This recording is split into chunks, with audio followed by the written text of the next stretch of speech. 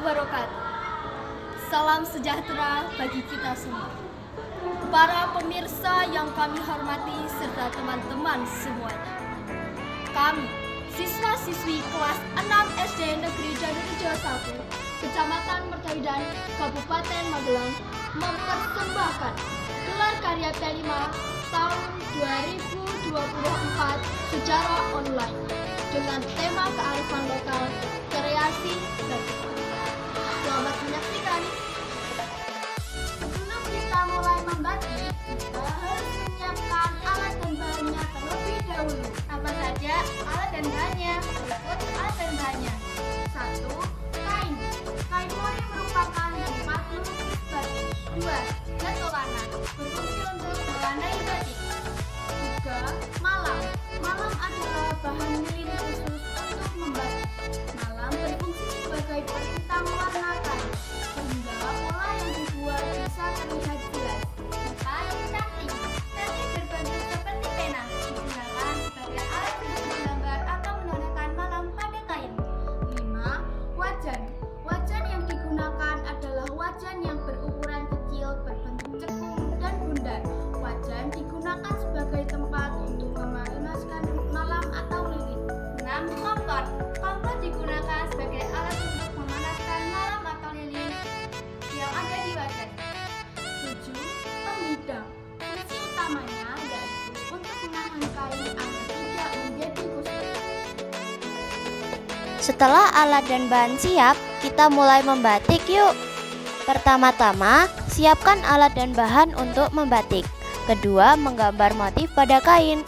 Menggambar motif bisa dilakukan dengan cara menjiplak motif yang telah ada. Dalam perbatikan, menggambar desain batik sering disebut ngengreng. Kemudian, panaskan malam atau lilin pada wajan yang berada di atas kompor hingga malam mencair sempurna untuk memudahkan mengambil malam dan menggoreskannya ke atas kain. Selanjutnya, celupkan canting ke dalam wajan yang berisi malam yang sudah dicairkan. Sekitar 3 detik untuk penyesuaian suhu pada canting. Mencanting dilakukan dengan cara menorehkan malam cair pada kain yang ingin digambar. Cara memegang canting sebenarnya sama dengan memegang pensil, namun posisi cucuk canting agak mendongak ke atas agar malam tidak menetes-netes. Isilah bagian pada pola yang masih kosong dengan macam ornamen, seperti garis-garis arsiran maupun titik-titik. Sesuai dengan kebutuhan. Tahap nembok, dengan mengeblok bagian kain yang tidak ingin terkena warna. Mewarnai kain. Mewarnai kain batik dapat dilakukan dengan teknik celup kain yang telah dicelup sesuai warna yang diinginkan. Kemudian tiriskan agar warna pada serat kain dapat meresap secara maksimal.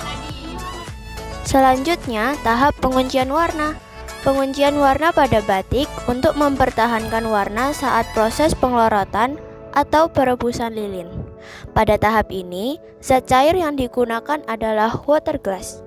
Tahap melorot adalah proses menghilangkan atau melepaskan malam pada kain. Proses ini dilakukan setelah pewarnaan. Kain akan direbus ke dalam air yang mendidih sampai malam lepas, sehingga dapat memunculkan motif yang telah digambar. Tahap selanjutnya, cuci kain batik dengan air bersih untuk menghilangkan sisa-sisa malam yang masih menempel. Jemurlah atau angin-anginkan kain. Nah, setelah melalui beberapa tahapan, inilah hasil batik kita. Di batik tulis ini, selain dibuat untuk membuat baju, dapat dibuat beberapa macam kerajinan yang dapat dijadikan sebagai souvenir, seperti kafe meja, tempat tisu, tote bag, dan dompet. Demikianlah proses pembuatan batik tulis kelas 6 SD Negeri Danurejo 1. Sampai jumpa. Demikian persembahan gelar karya dari kami, siswa-siswi SD Negeri Danurejo 1. Semoga persembahan gelar karya kreasi batik ini dapat memberikan manfaat serta dapat menginspirasi teman-teman semuanya untuk melestarikan budaya batik dalam negeri hingga mendunia di era globalisasi. Sampai jumpa. Wassalamualaikum warahmatullahi wabarakatuh.